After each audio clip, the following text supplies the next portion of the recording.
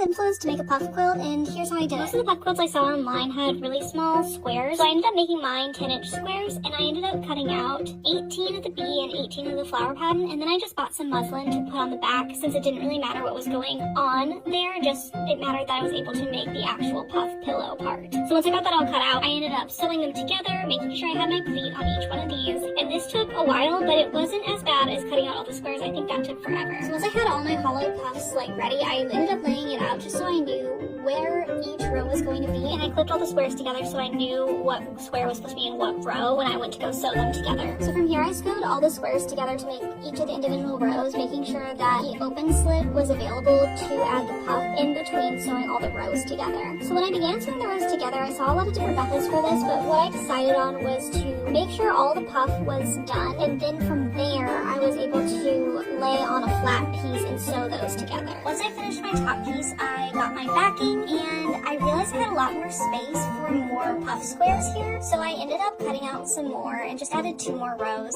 to the entire thing. But once I was finished with that, I laid it out and then I pinned this all together. While pinning this, I really took my time because I wanted to make sure that I pulled everything taut so that the backing wouldn't be weird. I did end up sewing this inside out, leaving a gap so I could pull it right side out once I was finished sewing all the way around it. I think that looked really nice. I think where I went wrong was I decided I wanted to do like a little border around the entire thing, and if I do this again, I definitely won't be adding the border. And here's my final result. I really love this project, and I actually didn't think it was that hard.